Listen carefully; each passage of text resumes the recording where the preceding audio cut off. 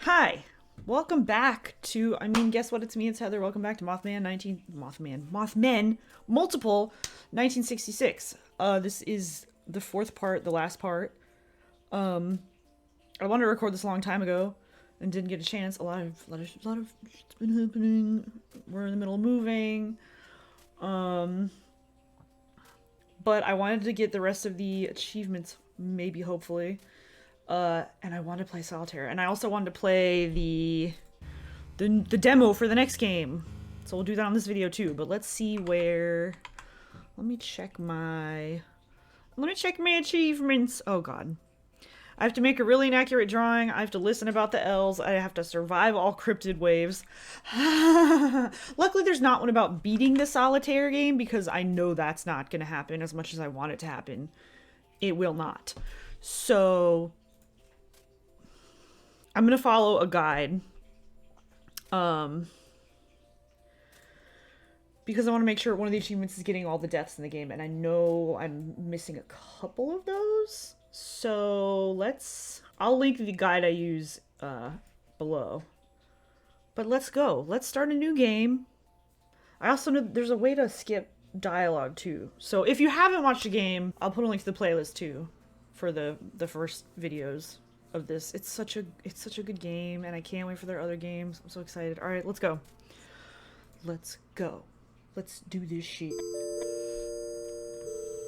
I don't remember how to do fast. Oh wait. Yes. I have no more moves.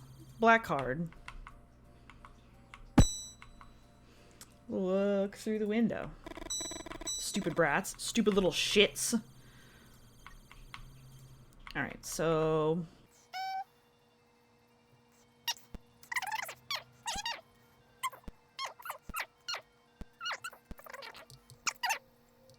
Not these clowns. My card, you asshole! What the f- I was like, what the fuck? Oh my god, are we Lee? Or are we Victoria?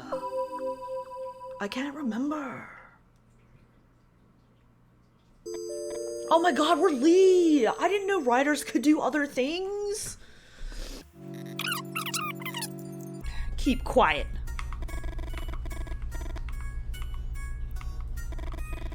Manipulative, maybe. Oh, this is a new thing I hadn't seen. Manipulative, maybe. But you remember your dad and know that was something she had to do to survive. Babe? Answer the question. A performance worthy of your mother. Would she have approved? You finally answer, eyes still looking dead ahead. It's a surprise. No, Vic, have some patience. You'll never forget this night. Yeah.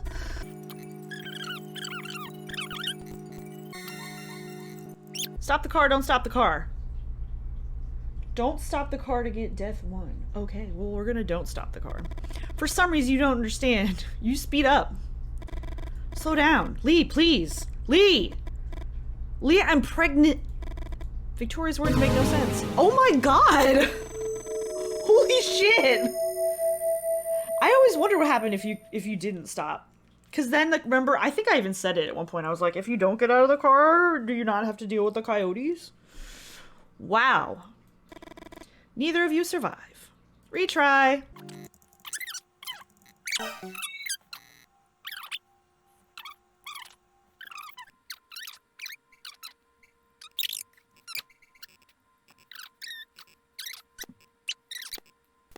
Okay, good. Now we get in the car. Get in the car. Get in the car. Get in the car. Get in the fucking car.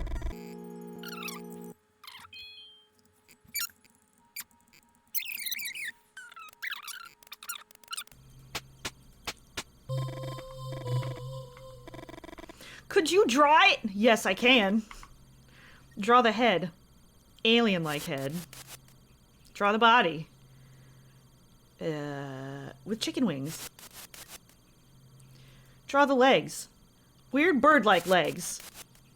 Oh, he's fabulous. No, wait, I want to redraw the legs. Thin insect-like legs. That's him right there. Here you go. Lou looks at it. There it is. I'll also put the picture of. God, that picture's amazing. I'll put both so you can compare the two achievement shots. The pictures of them. It's fabulous. Motherfucker. Okay, we've had Solitaire's good run and Solitaire's bad run. I have both of those, I'm pretty sure. Yes. Because I played a bunch last time.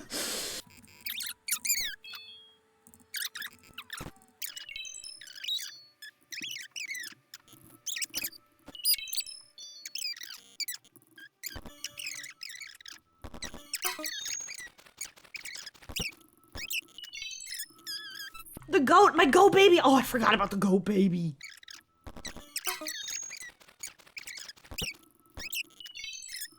Go. There they are!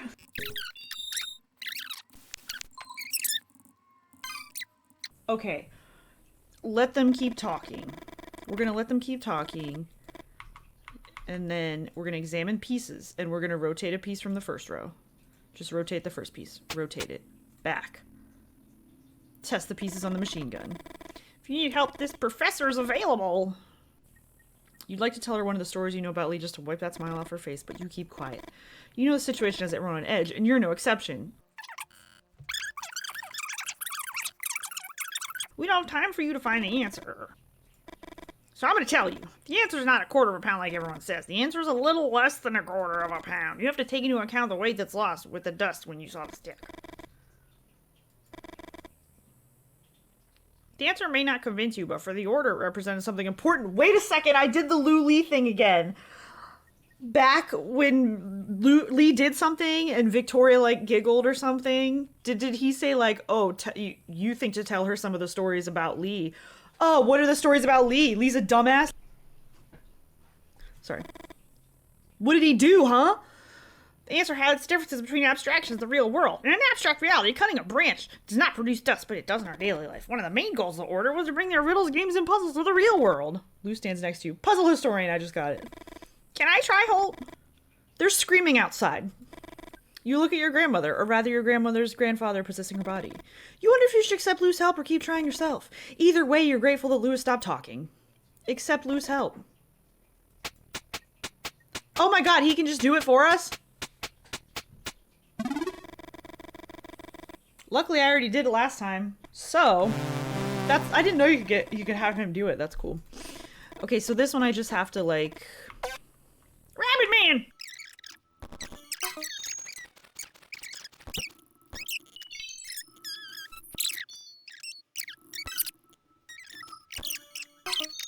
Oh.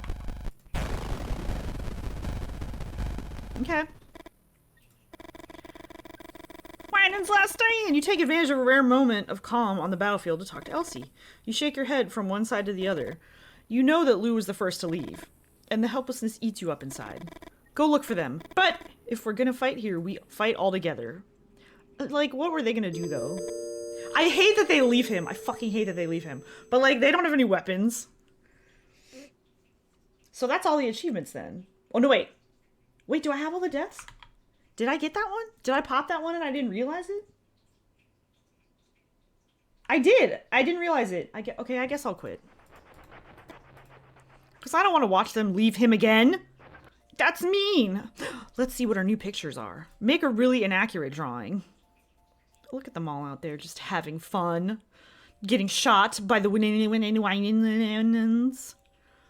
What was the other one I got? Listen about the elves. No, that's a bad picture. I don't want that one. Take it back. Ooh, survival of cryptid waves. Is that Victorian Lee? I'm fucking Lee. I'm Lee. I'm a dummy. Oh, this one's cool. I like the shadows of the tree on him. All right. I'm gonna play a couple rounds of solitaire.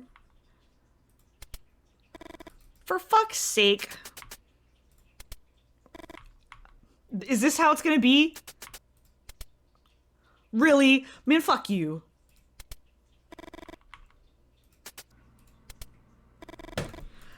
Okay. Nope. Let's play the demo of the new one. Ooh, another new one. Okay, Varney Lake is their next game. Jimmy! Let's go! Let's fucking go to Varney Lake. Truth or dare? The question takes you by surprise. I don't know why you ask him. He always makes the same choice. Truth. Truth. True. Okay, he has to have the Lee voice, and he has to have the Lou voice. Truth. Sometimes you can't stand Doug. You know you only chose truth because of the way he provoked you. You look at Christine and try to smile. Christine bites her lip. Last summer, is it true that Maggie wrote you a love letter just before she left? Is that the question? Yes, it's true. Although you're relieved, you don't know what else to add. You look at Doug and notice his expression. Is he still in love with Maggie? She's going back to her family this summer. Are you going to say anything to her? That's another question, isn't it? Wow, is Christine really jealous? You walk a while in silence. Bit by bit, your smile fades. You feel like every step you don't open your mouth is another missed opportunity. And you know that when you go to sleep and run the conversation in your head, 1,000 things you could have said to her will come to you. You think you hear someone whistling. Are you imagining things now? You're still bothered about yesterday. Why didn't you wait for Doug and Christine to arrive? What did you want to prove? You try to think of something else. Like your mom says, what's done is done. You clear your throat. Dear listeners. Yeah, fuck yeah. We formally kick off a new summer in Varney Lake. Doug claps his hands and Christine wolf whistles. Christine's a year and 10 months older, but when you do the radio host voice, you don't feel that age gap as much. She's Doug's cousin, and this is the 4th summer you've spent together. She lives with just her mom. Her dad died in the Korean War. Doug is a few months younger than you. He's still 12, but turns 13 in a few weeks. He never knew his father, and his mother's Christine's aunt. Christine, Doug, and you are all only children, and what had started as a joke ended up formalizing into the idea of a club. So make yourselves comfortable. You pause and point to Doug and Christine. The all-new adventures of the Only Child Club are about to begin! The club had been Doug's idea, but it was Christine who suggested trying to raise money to buy the old Varney Lake drive-in theater. They say you can see strange lights at night. Mothmen? Christine makes a noise with her mouth. Who say? Doug doesn't answer. It wouldn't be the headlights of ghost cars, would it? You laugh. Doug takes a deep breath and shakes his head from side to side. People died in that fire. Real people. Can't you see his face, Jimmy? He's fucking with you. Doug laughs and makes some faces at you. You let out a laugh and threaten to punch him in the stomach. I'm gonna punch you, Doug. You get to the old sycamore tree and try to erase the memory of that time when you chickened out of kissing Christine. Will you let me try it? That's the Jimmy I like! It all started 2 summers ago. Doug had shown you a book full of old tricks that he was obsessed with. He wouldn't tell you where he'd found it. Where'd he find it? The book had lots of tricks and described games with cards, dice, matches. That tin can we keep the money in isn't going to be big enough, right? Doug opens his backpack, takes out a deck of cards, and hands it to you. Fuck, is this the solitaire again? No. In the last few years, you 3 had raised enough money to get your hopes up. Remember what we promised? Christine tucks her hair behind her ear. Before the youngest member of the club turns 18, Doug beats his chest. That would be me! We'll buy the drive-in. The solitaire game I invented is going to make us so much money. It's called Solitaire 10. You'll see why. Oh shit, it's a different one! Okay. The idea is to start from the card you turn over and try to add cards to get 10. 10, but isn't the jack worth 11? Yes, the jack 11, the queen 12, and the king 13. So... Doug pauses before revealing the key to his creation. Depending on the color of the card you turn over, cards you choose from the board will either add or subtract to the total. Oh, God. Okay. Try as you might, you find it hard to follow Doug's instructions. Doug seems to realize this and signals you to wait. If the first card is red, red cards will add to the total and black cards will subtract. If it's black, black cards will be the ones that add and red cards the ones that subtract. Okay. What happens if you can't reach 10? You turn over a new card and continue with that one. Christine remains silent. She seems to be about to say something, but in the end, she doesn't. And get this. Doug can't hide his excitement. If you reach 10 using all the 10 cards available, you shout Super 10 and win outright. Doug taps you on the shoulder. You make a Super 10, and I give you a dare. Well, just get started. If you run out of cards to turn over and can't make 10, we count the cards in the pot, and that's your final score. Let's fucking go. Okay, well, this is 10. So...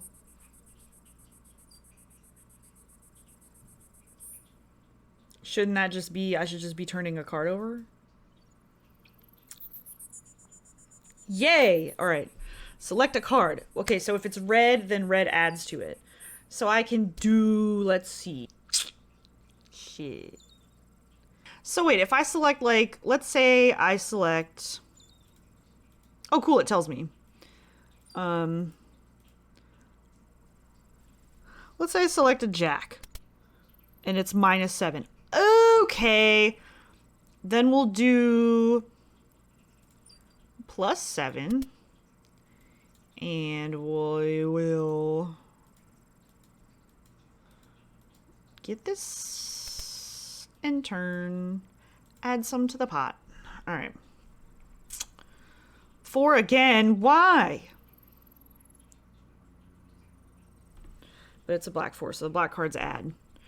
So, okay. I mean, I can just add 6. That's so... ooh, okay. Fine. I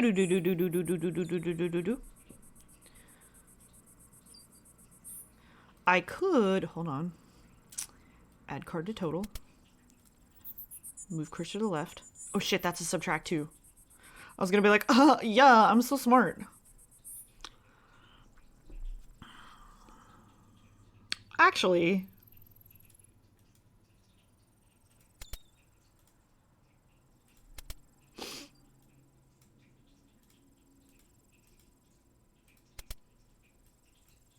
there we go. All right. If I can get it, I'd have to get it to like, what, 23? I don't think I can do that. If I add 13, I get 17. So I would need 6, and I don't have that. 15 plus 7 is 25. Add that one. Add that one. We're at 24. Add the king.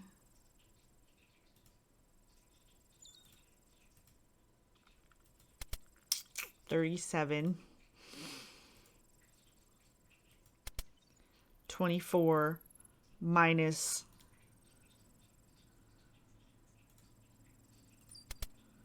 oh my god, come on! Turn over a new card. +7, it's 19. Nope, I still can't do it. I still can't do it. Of course I can't. Wait, no. Wait.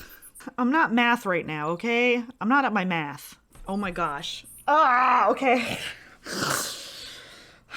Frick. No, wait. Boom! Shit! Shit! Shit! I can't do anything. I can't do anything. Because that's my last card. That's my last card. And when I'm going to make -6, so I have to exit. Deal again. Check score. You count the cards on the pot. 47. Is it any good? I don't know. Is it? Cousin... now what? Christine seems to enjoy the situation. There's an easy way to make a super 10. No, how? Christine starts to explain something, but you stop paying attention.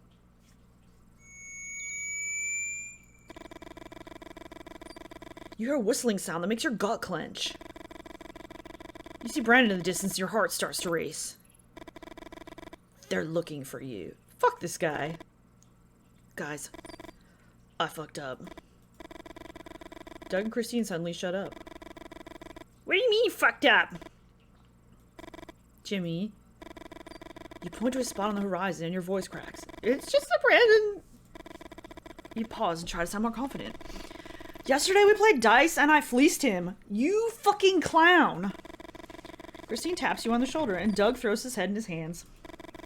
Fucking hell. They're You're gonna kill us! Shh, come on, come over here. And get down. Christine's almost 2 years older than you, but there are times when you feel even younger next to her. You walk non-stop for more than half an hour. If Brandon doesn't kill us, the heat will. You look at Doug. The cream he uses is invisible, but it's got a strong smell. You've gotten used to it, but it still hits your nostrils from time to time. Is it true what his mother says? Doug is the only boy you know who's allergic to the sun. That would fucking suck. I can't believe you didn't wait for us yesterday. Try to explain. Brendan wanted a rematch. I didn't think he'd figure out Doug's trick. You thought. That's your problem. You think too much. You keep quiet and look straight ahead. You can't bring yourself to hold Christine's gaze. Sorry to interrupt you, but we've reached the river. Little River's one of the main tributaries of Varney Lake. Is it safe? You take a deep breath and cross the old bridge at full speed. That's not very smart, dude. The distance makes you feel better. Because even though you like her, Christine intimidates you. Come on, Doug. Don't be a pussy. Excuse me. Doug looks at Christine and Christine points to the bridge. Your turn. Doug starts to cross. A board moves and he lets out a scream. Christine laughs. It's beautiful, but it makes you feel hollow. And that hollowness reminds you that Christine's been dating a boy from her hometown for several years. And that, when the summer's over, she'll be back with him. Oh, Jimmy. Over there, see? Yeah? What is it? No freaking idea. Should we go see? Sounds like a bad idea. I don't know what it is, but... You've never been to this part of Varney Lake before. How far have we walked already? Not far enough yet. Brandon is... Christine seems to be looking for the right word. Bitter. A son of a bitch, you think. You walk faster to try to keep some thoughts out of your head. Christine follows close behind you and Doug. Wow. I mean, wow! A new headquarters for the club? Gets my vote. Is it abandoned? They don't even know if it's abandoned yet. They're just like, that's a new headquarters for us. Let's go and see. You all run to the entrance of the mill with a surprising energy. Although the doors open, the stench of confinement is intense. There's a guy in there! Hey. Son. For a few seconds, no one says anything. Doug seems to remember something and starts going through his backpack. My mom bought this allergy cream for me. Son. Something about the man's desperation moves you. You grab Doug's hand and shake her head. You think of your grandfather. The day he died, you'd read him a letter from your grandmother. When you finished, and you thought he'd fallen asleep, you got up carefully and walked to the door. But he was not asleep. Whispering, he asked you to close all the curtains. It was 3 o'clock in the afternoon. Half an hour later, you found him dead in his bed. And you could swear he was smiling. He doesn't need any cream, Doug. He's a fucking vampire. He just wants a little darkness. The sun is coming in through 2 different windows. One high up, the other full of broken glass. Cover the windows. You'd think about asking Doug and Christine to stand in front of the lowest window, but it's full of glass and looks dangerous. As for the higher window, there's no way to cover without using some kind of tool. Alright, we'll search for some kind of tool. Grab blanket. You lift the blanket and shake it a little. Grab long reed. In a corner of the mill, you find some long reeds. You grab one. Move old plow. Lean it against the high window. Lean it against the window with the broken glass. You leave the reed and the blanket on the floor. You ask Doug and Christine for help, and you lift the old plow. Watch out for the glass. You move it closer to the window and gently rest to block the light coming in from the outside. Excellent.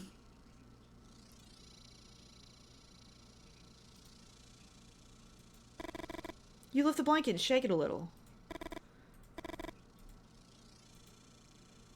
Use a reed in a blanket with a high window. Something occurs to you. It's the same technique your mom uses to remove cobwebs from high ceilings. Only she uses a broom and an old rack.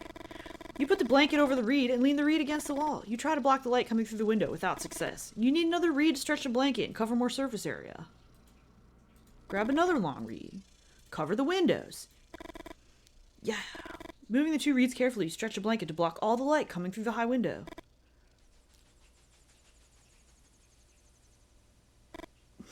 I love Doug. Doug! Doug's canteen bounces off one of the walls and lands on the rubble with a thud. You're not even sure you saw the old man lashing out. And you wonder if your brain isn't filling in the blanks. You help the old man up. Who is he? And why is he dressed like that? You turn your head towards the door. The old man raises his hand, his gaze fixed upon the animal. My food!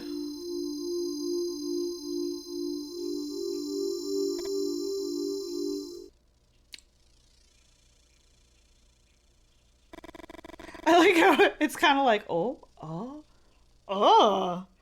None of you move a muscle. You think of Brandon laughing about he and his brothers used to kill rabbits. You have to point the flashlight at them. They freeze like idiots. Brandon sounds like a fuck. You approach slowly. Good hit does the rest. What a fucking... But what followed was no hit at all. And look, like I complained about in the Cursed Forest, he's using the deer for food. He's not like Brandon and that other guy doing it for funsies. The body of the deer lay limp at the feet of the vampire! They're all like, ooh, no. It's noon! And the same sun you blocked from the old mill shines with all its intensity over Varney Lake.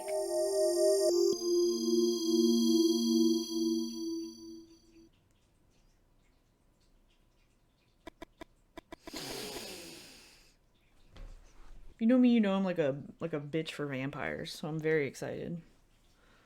Like old school. I used to play Vampire the Masquerade. Oh my god. Okay.